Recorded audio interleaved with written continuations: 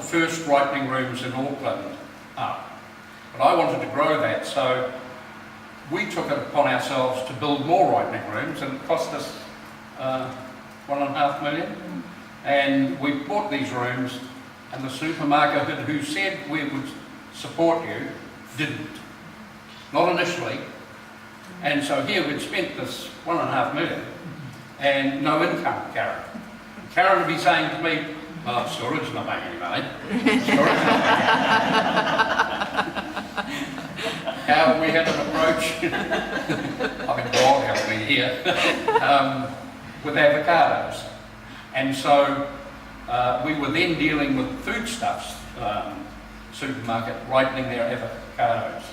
And that resulted into quite a good earner too, Karen. So, yeah. The people you had around you, I gathered them up out of the market. And just on that, I mean, it was really noticeable when I started working with Doug, because I used to actually go over to his premises quite frequently. And I think it was quite a few years before you ever came to our office, wasn't it? You didn't even know where we were based, because I used to always visit Doug at his office. And it was quite noticeable that the staff were really very much targeted to the market and who they were selling to. You know, they spoke the language of the people that they were selling to and were able to deal with them. You wouldn't have been able to do that if they hadn't had the language in that. Oh, they'd jabber away down at the market floor. I didn't know what they were saying. Well, you could when they got wild.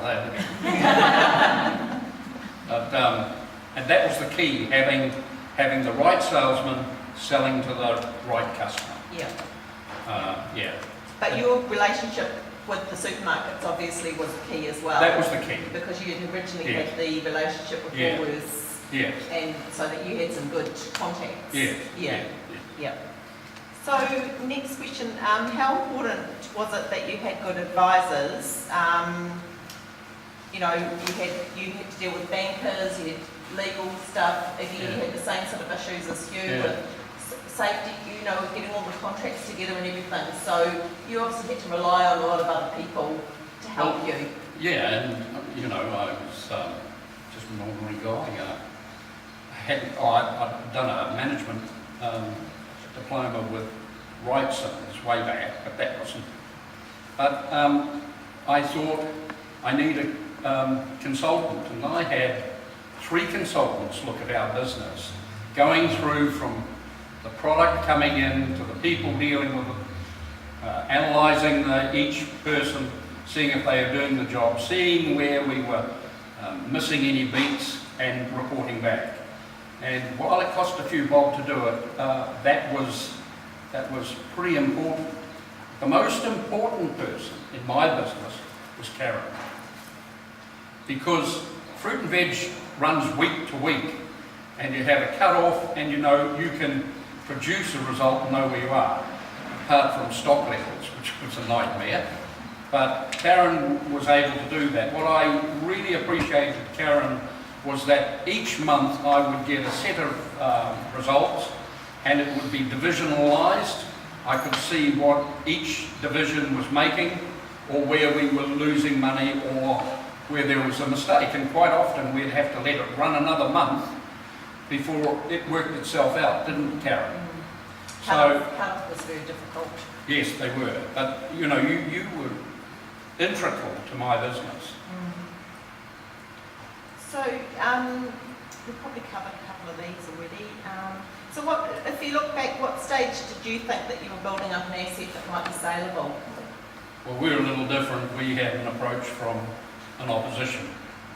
And so we had to get together, Karen and my solicitor, and put something together for the opposition to have a look at. And we signed confidentiality agreements. And they looked at us twice, and the figures they were talking gave us a real idea of what was achievable.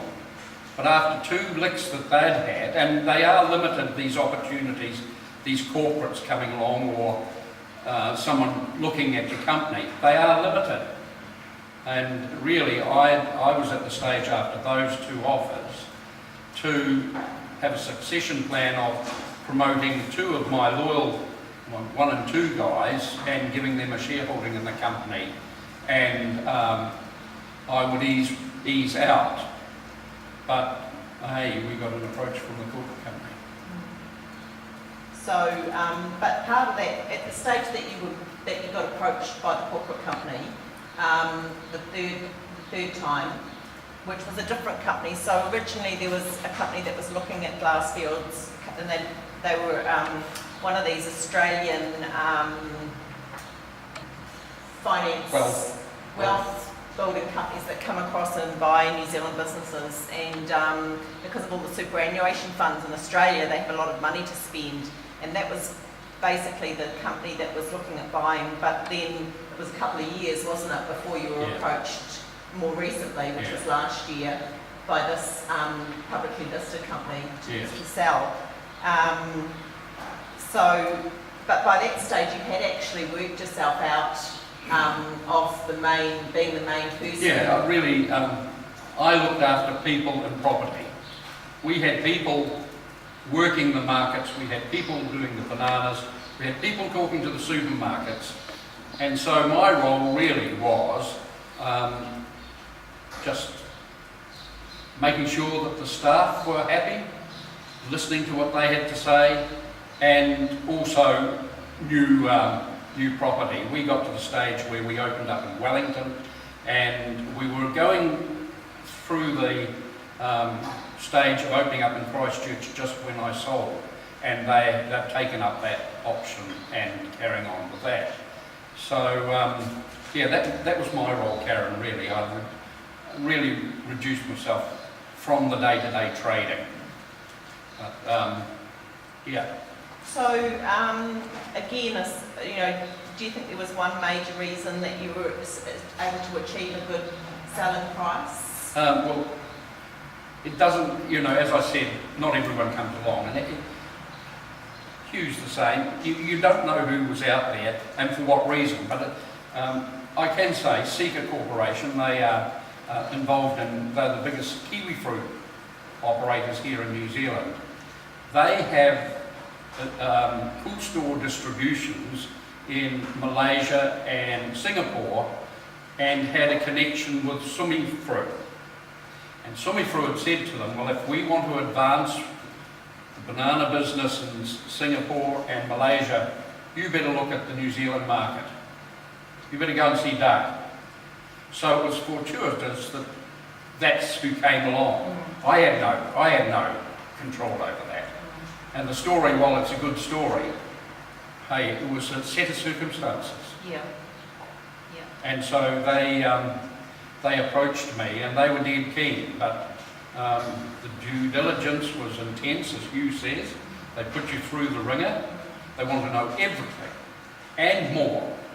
And Karen was there to support us, wasn't it? Well, both of these companies were sold as companies, so often, and we always advise our clients never to buy a company, they buy the business, and both of these sales had to be basically, because of the way the contracts were, they had to buy the companies. So you can imagine when a large publicly listed company is buying a private company and they're taking all the risks of that company, they have to be absolutely certain that there's nothing in the background, and especially with Glassfields, it was about 4 years of accounts that they wanted to look back on and check through and audit, and so it was a rather the one good thing is those process. 4 years we were growing progressively, and that's always good in selling a company, that it's got a proven record. But running a market with 150 customers of some, dare I say, dubious backgrounds, you have debtors. And our debtors would run around $1 million, and so we had to be really on top of our debtors. And we probably wrote off 10, 20,000 a year max. So lots of small transactions from the fruit and vegetable retailers, Yes. as opposed to Hughes had lots of large transactions from the councils. Yeah. Doug's was a lot more small Well, that transactions. 40% of them are business. The bananas and the papaya and pineapple Were we large. had were large. But this other market was made up of a lot of small retailers of dubious backgrounds, and you had to make sure you got your money in. They had 7 days to bring it in. If they hadn't paid by 14 days, they went on stop. But the point was, they'd use this market, they'd get away with 14 days trade, and then they'd go to the opposition.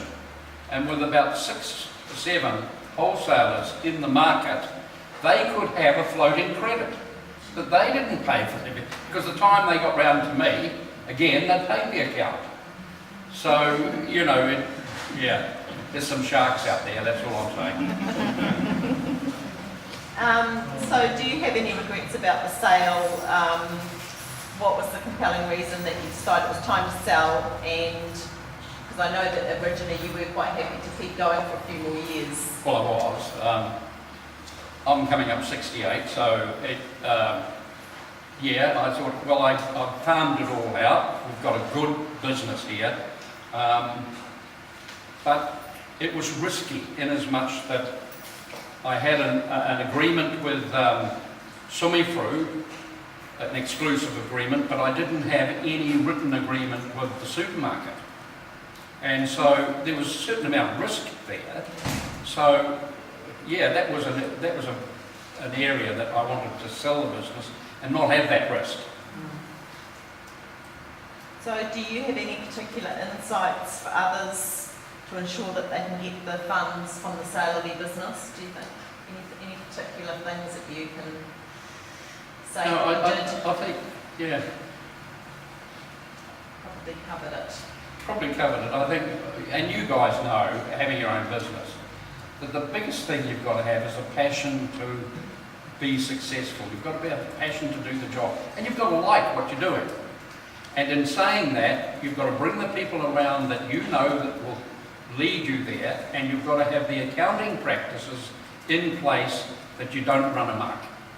And that's what I learned. And the only thing I'd say, if you're contemplating selling your business, make sure that your bookkeeping is in order, that you've got a product that is pretty secure, and you've got a saleable commodity.